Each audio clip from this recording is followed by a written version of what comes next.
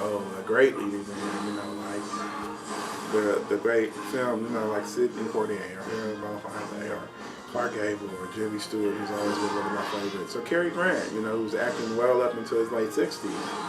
You know, or Bill Holden, or, you know, just any one of those.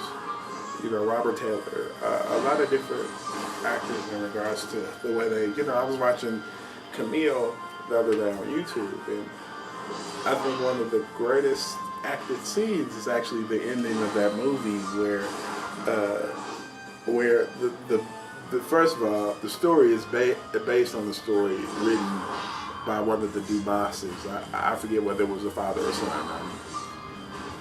I forget which Alexander it was, but it's basically about a courtesan who falls in love with a well-to-do gentleman, and the father basically steps in and says, well, you know, he has aspirations of being great, and, you know, his affiliation with you would hurt those. So selfishly, she gives up that by telling him she was just leading him on the whole time, and lets him hate her and actually hate her health deteriorates. Which was pretty much the same premise of Moulin Rouge, if you look at it. Just kind of musical style. Well, even before that, La Traviata is pretty much an adaptation of Cabillo. And next time I come, I'll actually have the proper pronunciation. But as I was saying, one of the greatest scenes in that movie to me, it's not just the death scene. Well, it is the death scene, but another one of the greatest scenes is when Robert Taylor, when she comes back from the country, and you can see that she's, you know, since leaving him has become grievously ill. And she's attending a ball, and he wants to start something with the gentleman that's been her benefactor, and she calls him into the room to beg him to just leave, and, you know, not do this for the sake of, you know, her, or because he's mad at her to leave. She doesn't want to see him hurt in many regards. You know, Greta Garbo to me was one of the greatest actresses that could ever grace the screen. But Robert Taylor was, I mean, great in this movie. It's a classic. It's, you know, and the ending as a dude is touching. It's a little sissy, you know. I mean, because, you know, she ultimately dies. And you know, one of the things is it was powerful. They go into this whole thing where he was like, well, of course you don't want me to, you know, hurt your benefactor, because if I hurt him, you know, his fortune goes with him.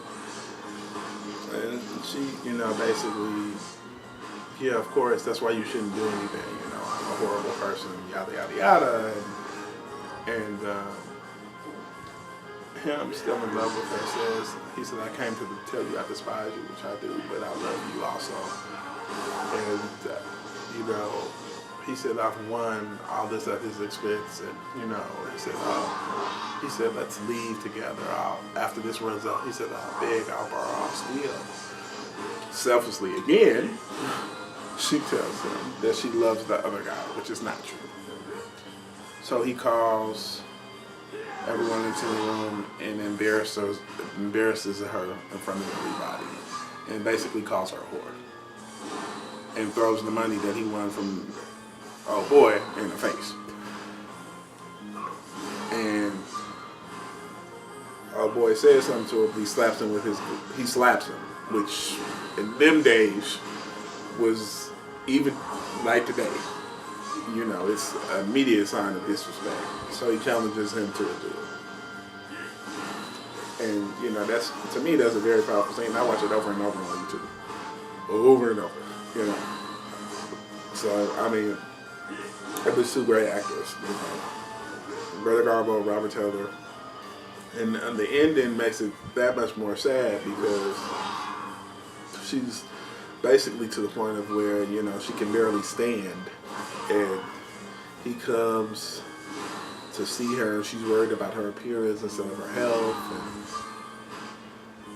he wants to take her to the country and, you know, marry her and all this other stuff. And, you know, she's not going to live that long. So, you know, it was very, you know, he starts talking and she dies slowly as he's telling her all the plans that he has for her. And, you know, it's really, really sad. And it was portrayed beautifully in that regard. So, you know, just classic raw emotion.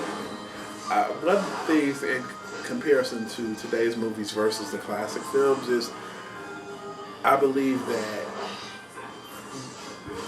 at least in the USA, the film industry was, you know, the film, we didn't have TV yet, but the film industry was, you know, unprecedented. So, you know, you had to be good, you know, you had to study, you had to learn, you know, they had, watch it, Rufus, move the dogs in front of my camera. You had to, you know, study, and a lot of those actors were trained. And, you know, I guess the benefit of being a part of a contract system. You know, they made sure you went to school and had dancing lessons and singing lessons. The ugly side of that was they controlled your life pretty much. You basically couldn't piss without them giving you a yes. You know, and as many stars as it helped make, I think it also helped diminish or destroy lives as well. You know, that's of course another topic for another posting or video. But you know, I'm passionate about it. The good, the bad, the rejection. You know, I've auditioned for several things and been rejected. I just did a stage reading a year ago for Ted Chimes' Contributions. You know, I didn't get paid really.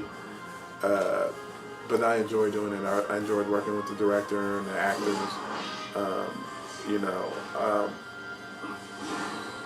I just need to get myself out there a little bit more. And my best friend told me, who's also my roommate, told me a long time ago, if I ever become famous, that he's my manager. And the reason I take him seriously is because he's an individual that can tell me, the truth. And even though I don't like it a lot of the time, he does make me think about it before I do something, or he makes me think about it once it's done, you know. So, you know, I think in that particular, in going into this industry and going into a whole, you know, thing where it's, as Lady Gaga calls it, the fame monster or whatever, you need people like yourself who are going to be real and keep it real with you. Otherwise, I mean, you know, you could fall into dangerous habits. And that's something that I'm definitely not trying to do, because I have too many people that I'm trying to, you know, make proud and to depend on me all, pretty much. So, you know, I'm ecstatic about it, and I'm just talking about it makes me excited. So. I'm actually in contact with one of the photographers I used to work with to do this photo shoot. And I'm trying to get one of my homeboys to hook me up with one of the photographers he knows and one of the makeup artists he knows, because I have no idea. I went to a school for a little bit in regards to a talent agency, and they were doing development. I had to stop going because money got tight and things like that, and I really didn't want to call them because I was embarrassed, and you know, it was kind of a little thing, but. You know, lesson learned. You know, I shouldn't have probably went in the first place. But, you know, it did teach me. I did learn something. You know, I learned how to audition, what I'm supposed to be stating when I audition. You know, I have a book that I'm reading. You know, I have a little makeup list of things I'm supposed to be getting when I do little touch-ups for myself if I'm doing a photo shoot. Yeah, guys need makeup. Something I didn't necessarily think about, but if you're in front of a camera or you're doing a photo shoot, you actually have to cover the blemishes and spots and what you call in your face so the photos come out clear. So there's that, and I'm excited. I haven't did a photo shoot in a minute, so I really want to do one, and I want to study like faces and poses and things of that nature, and really make it as good as I possibly can. And just start building myself up a portfolio. I was talking to somebody else about this the other day, and I want to go back to my vocal coach. I went to one singing lesson, and she taught me some things I still kind of use to help me pronunciate things. So I'm excited. I'm really excited about engaging. I'm also looking into going to the University of Dallas to have a theater program. So prayerfully I'll find some money to do that, versus me working for somebody else in a job I can't stand, or a job where I feel they're not paying me nearly enough. And even in getting into acting, for me, it's not just about the money. I want to be successful, I'm not gonna lie, but at the same time, I enjoy doing it. When I was unemployed and I was doing my stage reading, I enjoyed it so much, even though I wasn't getting really money for it, and it actually stopped me from possibly taking a paying acting gig, but I didn't care. So I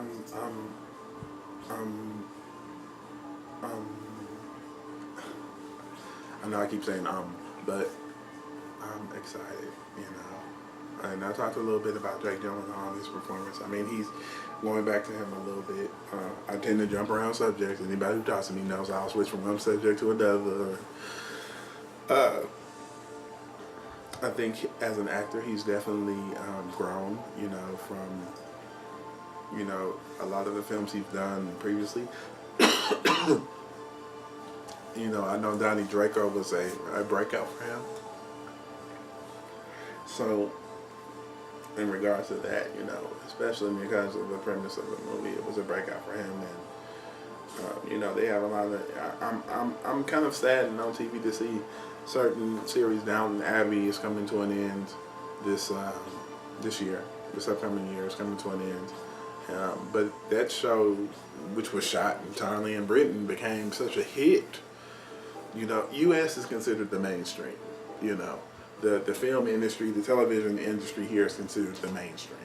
So when your show becomes popular here, it awakens other opportunities for you to do film and television and so it's for that. A lot of those cast members, it's given them the opportunity to do more things over here. And even though some of them were already working actors and had already did things there, they're getting more opportunities because they'll forever be tied for the show. Where at one point in time, it didn't always mean that for.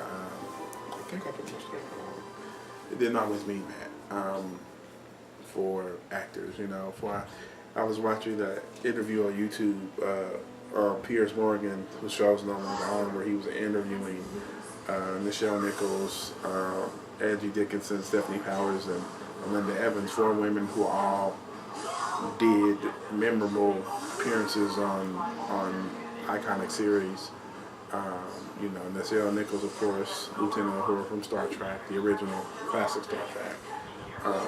Linda Evans from The Big Valley and Dynasty. Angie Dickinson from many movie credits with people like Frank Sinatra, John Wayne, Michael Caine, Marlon Brando, to Stephanie Powers, who did The Girl from U.N.C.L.E. and Heart to Heart. And, he was talking to them about, being, I guess, pioneers and being trailblazers, as it were. Nichelle Nichols' character actually had the first interracial kiss with William Shatner's Captain Kirk on Star Trek, where they both were held captive. It's been a minute, I haven't seen the episode, but if you actually check it out on YouTube, it goes into a little bit more detail than I can. And so he was like Mark Antony to her Cleopatra, and it caused them to kiss, and created a thunderous uproar, and her character alone was an influence for many. Martin Luther King and his wife Coretta, that was on the show he would let the children watch or stay up too late to watch. Mae Jemison credits Lieutenant Uhura as the reason that she became an astronaut. So Lieutenant Uhura, aside from becoming a sex symbol, became an icon. you know. And, you know, Angie Dickinson also was an icon in regards to her portrayal on Policewoman as Pepper Dennison, because she was the first female cop that was center stage, you know. And Linda Evans, of course, you know, Big Valley and Dynasty. I mean, Nina Seymour, you know, she was the good girl everyone loved, particularly in her cat fights with Joan Collins. These women who were probably beyond the age of 40, all dolled up and fighting in lily ponds and down hills and, you know, whatever else. And so, you know, it was just a very enlightening show about, you know, how they felt and how they felt, you know, things had changed. And, you know, a lot of them said Tiffany Parson said she would hate to be starting her career out now because of the level of competition. So, you know, it was just, I educate myself about these type of things, you know. With something like Empire, with people who have been studying and working, and, you know, all of a sudden Taraji P. Henson's like, now everybody knows how to pronounce my name, you know. With somebody who has had almost a 20-year career in Hollywood. So it's kind of, you know, race plays a part, you know, sex plays a part. There are a lot of different fundamentals in that industry, and, you know, I'm not naive about that. I'm realistic. You know, you have to look a certain way and be a certain way and all that good stuff too, you know. But there is the underbelly of Hollywood that has always taken place. I think as long as you stay centered in your faith, whatever that is, me personally, I'm a Christian, so, you know, I pray a lot, I meditate a lot, I try to adapt in certain situations.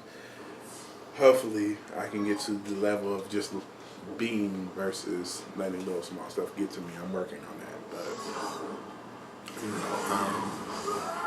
and one of the, you know, I hope to work with greats like Oprah, Tyler Perry, Shonda Rhimes, Lee Daniels, you know, Steven Spielberg, you know, Debbie Allen, you know, great directors and producers and production teams. You know, I feel, you know, there are a lot of stories I'm working on. You know, I would love not to just be an actor, but, you know, eventually be a producer, director, and writer. You know, while I'm acting, working on shows and working on movies and things of that nature, while I'm doing that, you know. James Brown once said, you got to be the show and the business.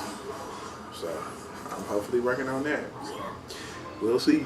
Until my next posting, I bid you good night.